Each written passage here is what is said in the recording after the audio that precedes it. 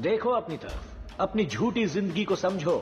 ये जो चाकू लेकर तुम्हारी तरफ आते हैं, तुम्हारे बच्चे हैं। वो तुम्हारे फॉलोअर्स थे चार्ली, तुमने ही उन्हें चाकू दिया। ऐसा तुम कहते हो, मैंने ऐसा कुछ नहीं किया। मैंने बस उन्हें खड़े होना सिखाया। और वो खड़े होके बाहर निकले और 7 मासूमों की हत्या कर दी। तो इसमें मेरी गलती है क्या? तुम्हारे बच्चे अगर कुछ करें उसमें मेरी क्या गलती? 1969 लॉस एंजलिस, कैलिफोर्निया। एक अननोन किलर एक के बाद एक कुछ फेमस लोगों को अपना शिकार बना रहा था। हर मर्डर के बाद विक्टिम्स के खून से दीवारों पे कुछ ऐसी चीजें लिखी गई थी जो अश्वेत समुदाय से जुड़े संगठन ब्लैक पैंथर्स की ओर इशारा कर रही थी। ये वो दौर था जब अमेरिका में काले और गोरों के बीच तनाव भी अपने चरम पर था। इन सारे सीरियल मर्डर्स में एक्ट्रेस शेरॉन टेट के मर्डर ने सबसे ज्यादा सनसनी मचाई। मौत के वक्त शेरॉन टेट 8 माह से प्रेग्नेंट थी और उनके साथ 4 लोगों को बड़ी ही बेरहमी से मौत के घाट उतारा गया। If I started murdering people, there'd be none of you left. Friday night in Los Angeles, a movie actress and 4 of her friends were murdered. The circumstances were lurid. In a scene described by one investigator as reminiscent of a weird religious rite. This was at the home of movie director Roman Polanski. It was his wife, 8 months pregnant, who was one of the victims. Bodies were scattered inside, on the lawn, and the The drive. others were a male hairdresser, the heiress to a coffee fortune, a writer, 7 times. and a boy just out of high school. A scene more tragic than any horror movie. Stunned the city and shocked the In all world. my years, I have never seen anything like this before. इस हत्याकांड ने Hollywood ही नहीं पूरे America को हिलाकर रख दिया था।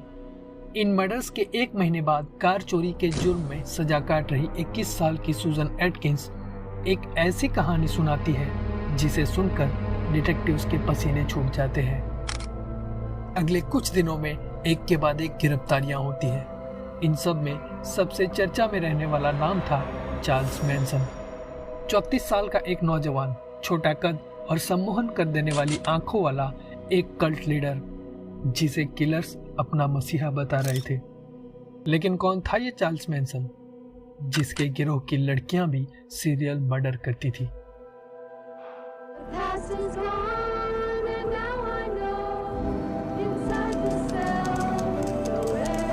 The truth is locked up, and now you've judged yourselves once again.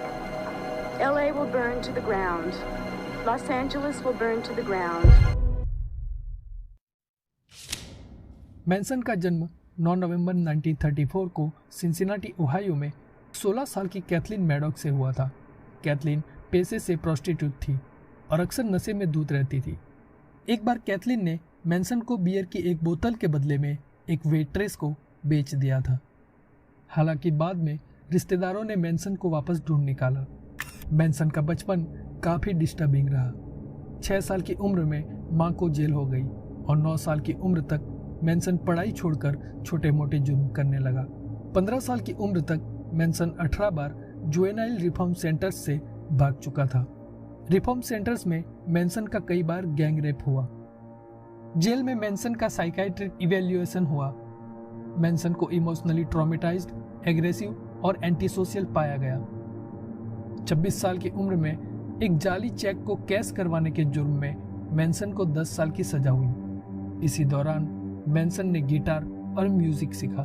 Manson को अच्छे बर्ताव के चलते मार्च 21, 1967 को तय वक्त से पहले रिहा कर दिया गया। मैनसन अब 32 साल का हो चुका था और उसने अपनी जिंदगी के 17 साल जेल और रिफॉर्म सेंटर्स में गुजार दिए थे।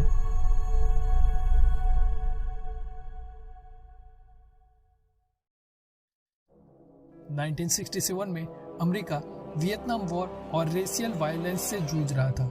इसी दौरान एक नई क्रांति सैन फ्रांसिस्को की सड़कों पर आकार ले रही थी। पूरे अमेरिका से आए हुए 1 लाख से भी ज्यादा नौजवान म्यूजिक, ड्रग्स और सेक्स के साथ एक नई लाइफस्टाइल जी रहे थे। इस मूवमेंट को हिप्पी मूवमेंट कहा गया। मैनसन भी इसी साल सैन फ्रांसिस्को शिफ्ट हुआ। उस वक्त CIA इस हिप्पी मूवमेंट को दबाने के लिए एक अंडरकवर एक्सपेरिमेंट कर रही थी, जिसमें पेशेंट को LSD और मेथाम्फेटामाइन जैसे ड्रग्स देकर सब्जेक्ट का माइंड कंट्रोल किया जाता।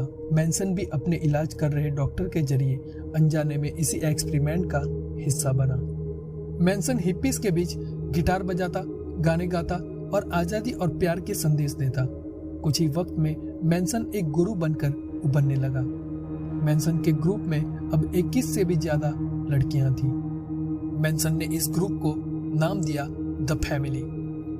मैंसन ने इन लड़कियों को LSD और मैथ का गुलाम बना दिया और इन लड़कियों के जरिए वो हॉलीवुड में अपनी जगह बनाना चाहता था। मैंसन का मानना था कि सही ट्रेनिंग और मदद से वो बीटल्स की टक्कर का अपना एक रॉक बैंड बना सकता है। मैंसन की वाइल्ड पार्टीज में हॉलीवुड और म्यूजिक इंडस्ट्री से जुड़े लोग आने लगे, जिसमें म्यूजिक, ड्रग्स और सेक्स परोसा जाता। 1968 में अमेरिकी बैंड बीच बॉयज के ड्रमर डेनिस विल्सन मैंसन की एक पार्टी में मिले।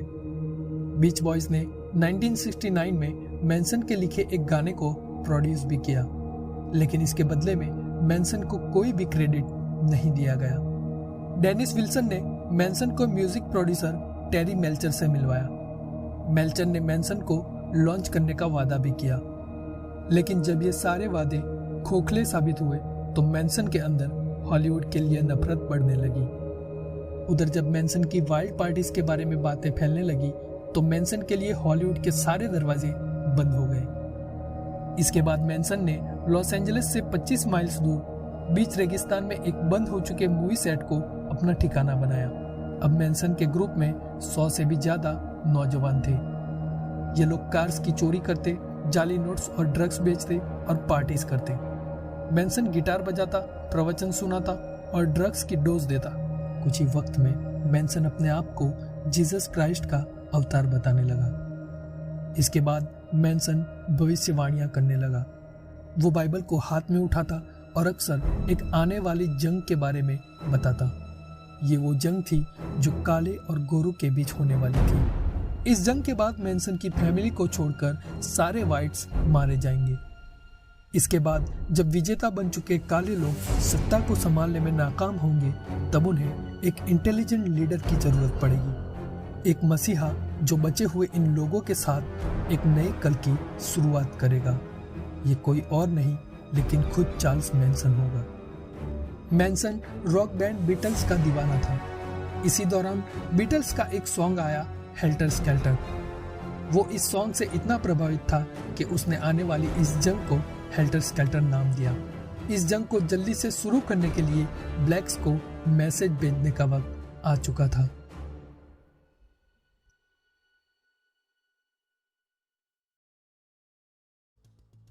मैंसन के इस हेल्टर स्केल्टर का सबसे पहला विक्टिम बना गैरी हिनमैन। गैरी हिनमैन एक म्यूजिक टीचर था जो कभी मैंसन के लिए ड्रग्स लाया करता था। 24 जुलाई 1969 को चार्ल्स मैंसन अपने फॉलोअर बॉबी बुशले, सुजन एटकिंस और मैरी ब्रूनर के साथ गैरी हिनमैन के घर गया। मैंसन ने गैरी से पैसे मांगते हुए अपने हाथ में पकड़ी तलवार से गैरी हिनमैन के चेहरे पर वार कर दिया। इसके बाद मैंसन वहां से निकल गया और जाते वक्त बॉबी से कहा कि तुम्हें पता है तुम्हें क्या करना है। 3 दिनों तक गैरी का टॉर्चर करने के बाद बॉबी बुशले, मैरी ब्रूनर और सुजन एटकिंस ने साथ मिलकर गैरी हिनमैन का बेरहमी से कत्ल कर दिया। कत्ल करने के बाद गैरी के खून से दीवार पर पॉलिटिकल पिगी और ब्लैक पैंथर के निशान को छोड़ दिया गया। चार्ल्स मैंसन के लिए ये हेल्टर स्केल्टर की शुरुआत थी। उसका मानना था कि किसी भी वक्त ब्लैक्स और व्हाइट्स के बीच नफरत की आंधी भड़क उठेगी।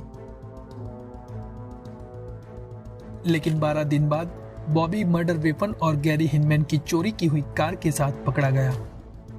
मैंसन के लिए ये फैसले की घड़ी थी। अब उसे कुछ ऐसा करना था जिससे इन्वेस्टिगेशन किसी और जगह शिफ्ट हो जाए।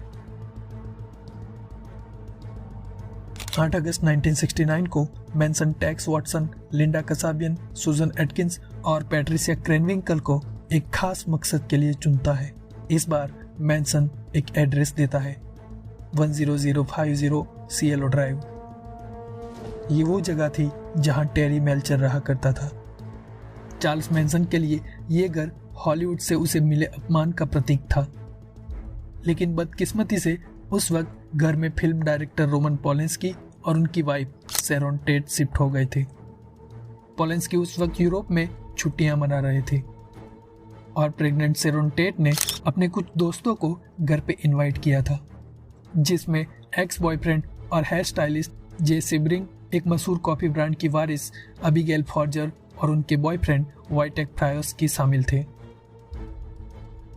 9 अगस्त 1969 को रात 12 बजे टेक्स वॉटसन, सुजन, पैट्रिसिया और लिंडा एक कार से सिएलो ड्राइव पहुंचे। निकलते वक्त मैनसन ने कार को रोककर कहा, उस घर में जो भी है सबको तबाह कर दो। वहां पहुंचते ही सबसे पहले वॉटसन ने टेलीफोन के वायर्स काट दिए। इसी दौरान घर से बाहर निकल रही कार पर बिना सोचे वॉटसन ने अंधाधुंध गोलियां चला दी। बदकिस्मती से उस कार में सवार 18 साल का स्टीवन पेरेंट बाहर गेस्ट हाउस में रहने वाले अपने केयर टेकर दोस्त को मिलकर घर ही जा रहा था। इसके बाद टेक्स वॉटसन ने लिंडा कसाबियन को बाहर कंपाउंड में रहने को कहा और पैट्रिसिया और सुजन को लेकर घर के अंदर चला गया। अंदर घुसते ही एंट्रेंस रूम में सोफा पर सो रहे फ्रायोस्की के सर पर लात मारकर वॉटसन ने जगाया। जब घबराया हुआ फ्रायोस्की उठा और उसने पूछा कि कौन हो तुम, तो वॉटसन ने जवाब दिया, I am the devil and I am here to do devil's business. इसके बाद आगे जो कुछ हुआ ये बताना मैं ठीक नहीं समझता। जे सेब्रिंग का चेहरा गोलियों से छल्ली था। अबिगेल फॉर्जर को 28 बार, शेरॉन टेट को 16 बार और फ्रायोस्की की बॉडी पर 51 बार चाकू से वार किया गया था। कहते हैं शेरॉन टेट आखिरी दम तक अपने होने वाले बच्चे की जिंदगी के लिए भीख मांगती रही। शेरॉन की डेड बॉडी के करीब दीवार पर खून से लिखा हुआ था, पिग्स। अगले दिन हर न्यूज चैनल और रेडियो पर इसी मर्डर की चर्चा थी, लेकिन मैनसन का मानना था हेल्टर स्केल्टर शुरू करने के लिए अभी और एक मैसेज भेजना बाकी है।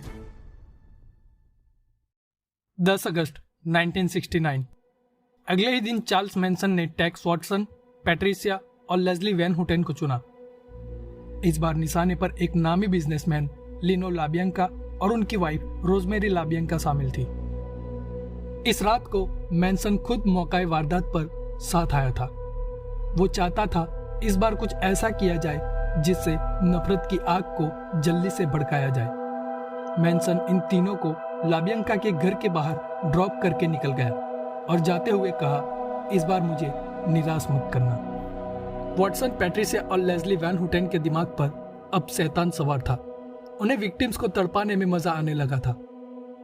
लिनो लाबियंका की बॉडी पर चाकू के 14 घाव थे और चेहरे को 12 मर्तबा किसी ब्लंट ऑब्जेक्ट से कुचला गया था और उनके सीने पर चाकू से लिखा था, वॉर। उधर बेडरूम में रोजमेरी की डेड बॉडी पड़ी थी। पूरा बेड खून से लथपथ था और गले पर वायर लिपटा हुआ था। उनकी बॉडी पर 41 मर्तबा घाव किए गए थे और खून से दीवार पर लिखा था, राइज और डेड टू पिग्स।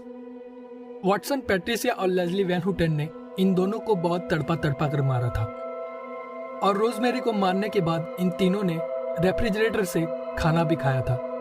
रेफ्रिजरेटर के दरवाजे पर पैट्रिसिया ने खून से लिखा था, हेल्टर स्केल्टर, जिसकी स्पेलिंग तक गलत थी।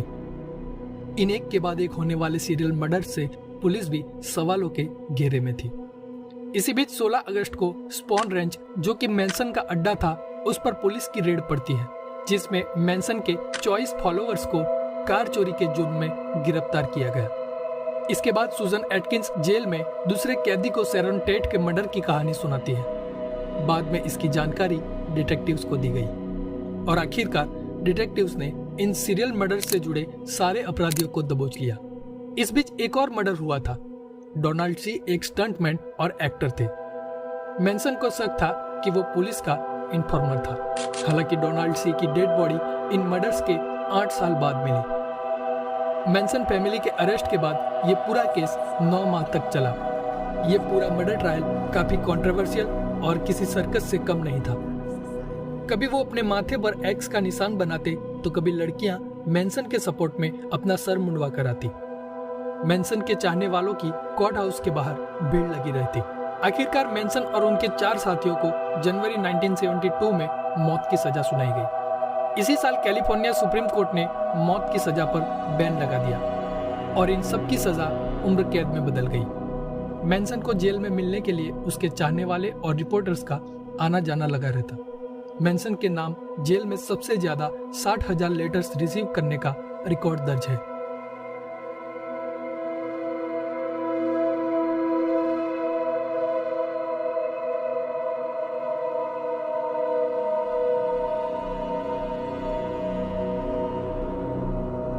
...2017 में मैनसन की आखिरकार जेल में ही मौत हो गई।